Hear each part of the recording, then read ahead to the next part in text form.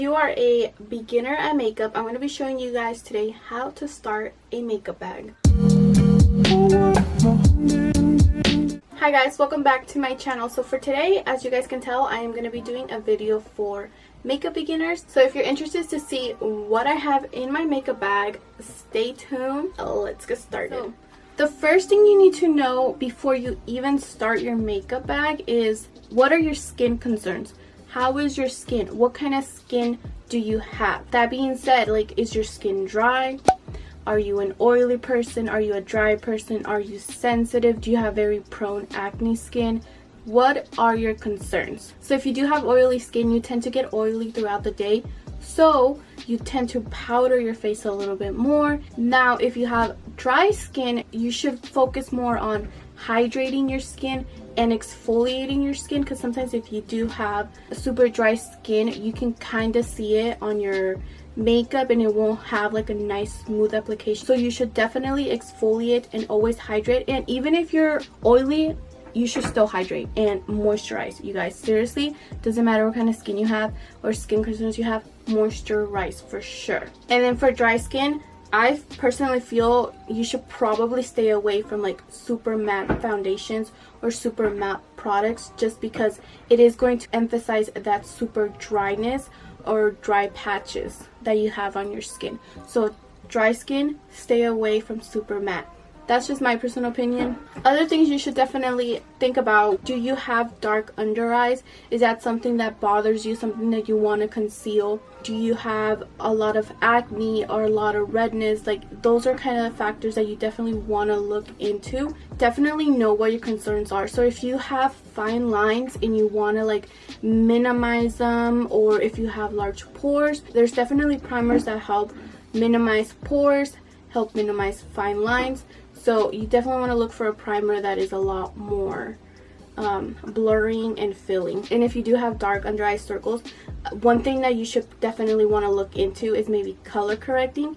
So instead of going in straight with just a concealer, you can go in with an orange color corrector, and that will definitely help you minimize your under eyes. So then that way you don't have to use as much concealer, and you also don't have to like pack it on to like really cover it. So that's a tip. So that was the first thing that you guys needed to know. Now the second thing is, you don't always have to buy super expensive luxury high-end Sephora or the expensive side of Ulta type of makeup. You can definitely go in and get more affordable makeup for sure. There are definitely some drugstore makeup brands that have good products. It's hard to find, but trust me, there's definitely some good ones. So one thing that I do recommend is invest in a good foundation and a good setting powder, especially if you have oily skin. The foundation and the setting powder definitely make or break your whole face, your whole makeup look. So if you have a really bad foundation, literally it's a foundation, so if it's bad, your whole face is just gonna, you know, look bad. Either it's gonna be too cakey, or it's gonna start splitting, or it's just not, it's gonna emphasize, you know, parts of your face that you definitely don't want. One good setting powder that I 100% recommend is this, and you guys have seen me talk about it. It's the Too Faced Peach Perfect setting powder. This one I definitely recommend. It does smell like peaches, so just in case if you don't really like the smell of peaches, which is kind of weird, who wouldn't like the smell of peaches, this one I 100% recommend. Another good setting powder that I also recommend is obviously the Laura Mercier powder. Those are both really good setting powders. They're both translucent. A really good foundation that is high-end, I feel like kind of would depend a little bit more on what you like.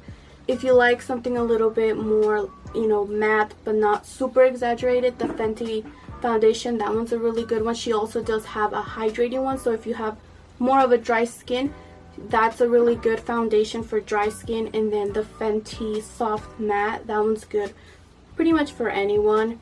It's not going to give you this like super harsh matte finish, so that one's a really good one. Another one is the Too Faced Born This Way foundation. That one I also like. If you are looking for a more full coverage foundation, Huda Beauty, that one is definitely a good foundation and it's also very full coverage. It definitely does make a difference when you have, you know, a good setting powder and a good foundation. Okay, so now the next thing that you need to know before you start your makeup bag is you need to invest in tools. And what kind of tools am I talking about? Sponges and brushes. You definitely do need to invest in those for sure. You don't have to go off and buy like all these type of brushes. You can definitely start off with a little here and there, but that's something I definitely do recommend. When you use brushes and sponges to apply your foundation, it definitely gives you a better application, and it blends out the foundation or the powder a lot better. Sometimes there are some eyeshadows that you can use on obviously your eyes, and you don't have to use a brush. Sometimes even I use my fingers for that, but using your fingers to apply an eyeshadow is not the same as like using a sponge to apply your foundation. It definitely does make a big difference, so definitely invest in some good brushes. A really good, nice high-end brush would be anything like Sephora collection or anything that's at Sephora. Also a good sponge would be the Beauty Blender. That one's a really good one. It is a lot more pricier, but it is a good one. Now for the drugstore, Elf, I definitely do think they have some really good brushes. So if you don't want to go and buy like a $30 brush at Sephora, definitely check out Elf. They have some really good brushes, and then a really good sponge that's drugstore would be the Real Technique sponges. Those are really good too. Now the last thing that you need to do or have before you start your makeup is you need to have a really good moisturizer. Just, you know, a really good moisturizer definitely helps, makes your foundation apply a lot smoother. Like, I have oily skin and sometimes my face just feels so dry and my foundation will not blend. It definitely makes a difference, so definitely invest in a good moisturizer. So now that you know that, now we can definitely start filling up our bag. Once you have applied your nice moisturizer, you can definitely start priming. There's obviously a lot of primers out there. A really good hydrating one that I just recently used was the Selena Gomez. I don't remember what the primer was, but it's a luminizing primer. That one I do like.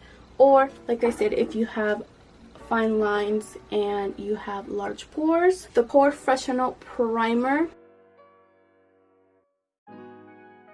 And this one just gives you like kind of like a matte face, and it definitely smooths and it blurs and it fills. Now you definitely want to work on your eyebrows.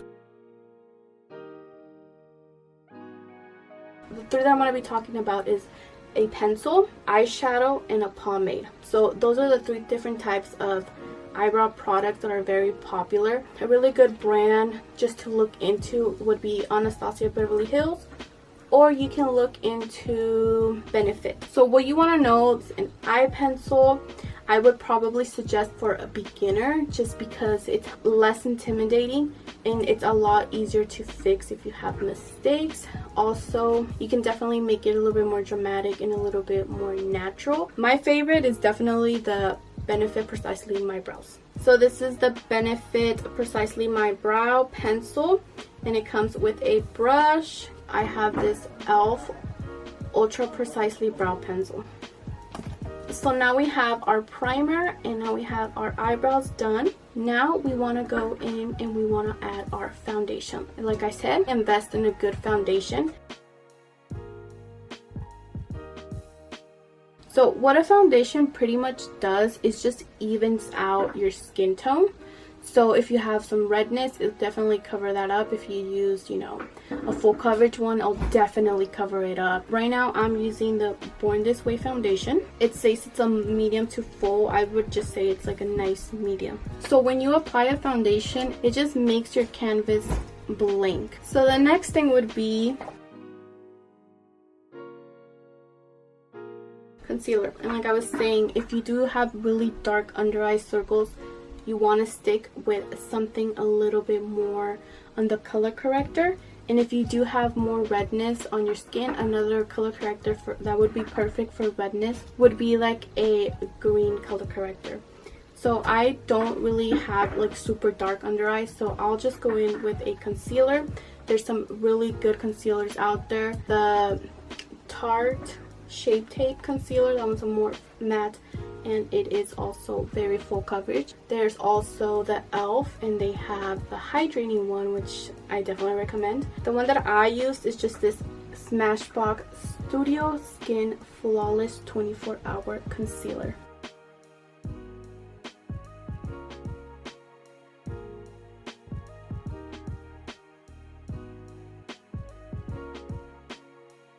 So what we're gonna do after that is you need to like add some color back into your face. So that's where bronzing, contour, and adding blush emphasizes more your features. So if you definitely are a beginner, I definitely suggest you buy something like this. This is the Tarte Pro Glow, and I really like this because it comes with 2 blushes, 2 highlighters, and 2 bronzers. This one's perfect to contour, and this one's perfect for bronze because it does have some shimmer. If you do want to contour, you definitely want to stay away from shimmer, like any type of shimmer bronzers. When you contour, you pretty much are creating depth. And then obviously blush is just to give you that like rosiness. Highlighters, they're just perfect for giving you like that extra luminizing effect, and you usually want to apply those right up here. And usually you can apply it with a fan brush, and what you just want to do is you just want to apply it like that. Definitely, if you're a beginner, look into one of these, so then that way you don't really have to like go off and like buy a bronzer, buy a blush, buy a highlighter. It's like literally all in one spot. For an eyeshadow palette, I recommend something like this, and I chose this palette because it has shimmers and it has mattes, and it has some like lighter ones on top too, and you are able to create a more natural and dramatic look with this.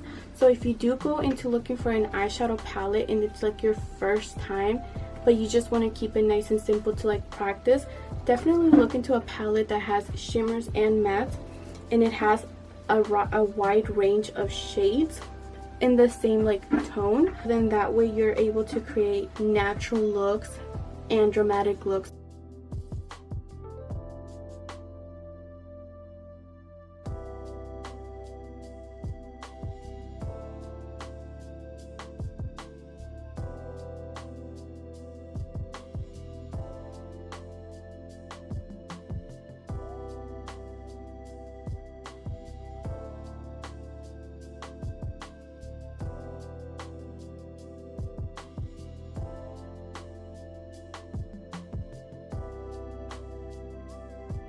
So we're almost done. Now to finish up our eyes, literally you can either just keep it super simple and just add a mascara. And obviously there's, you know, some mascaras are just meant for volumizing and some for like adding length. This one that I have that I use today is the Sephora Lash Craft Big Volume, and I like this one because it does give me a little bit more length. You can definitely add some mascara onto your lashes and then apply your false lashes. The effect that lashes create, like false lashes create on your eye, is just more of a dramatic eye.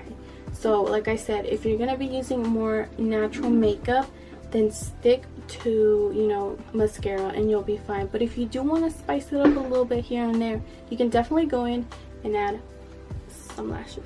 The ones that I'm wearing are from Sephora. These are false lashes. These are the Flirties, and they are the ones that I'm wearing. As you can tell, these lashes precisely don't give me a lot of length. It gives me more volume. As you can tell, they look a lot darker in here. So these are giving me more volume as opposed to length. Like usually on camera you can't really like see exactly what the lashes look unless they're like super dramatic. They are a lot heavier than like the ones that I usually wear. When you have lashes, you know you need some glue, and not everybody uses tweezers, but I do use tweezers. I still use them. I've been using lashes for a while now and I still have to use tweezers.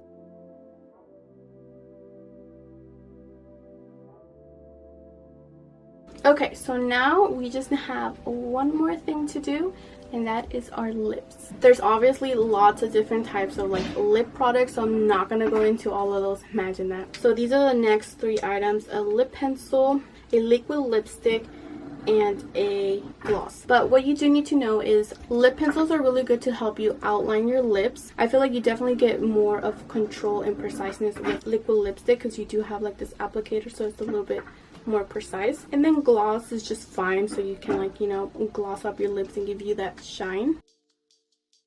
So there you go, that is our makeup bag. That was it, you guys. I hope you guys enjoyed this video of me talking and sharing with you guys some of my ideas on how to start a makeup bag. I hope you guys enjoyed this video. Don't forget to like and subscribe, and I'll catch you guys on the next one.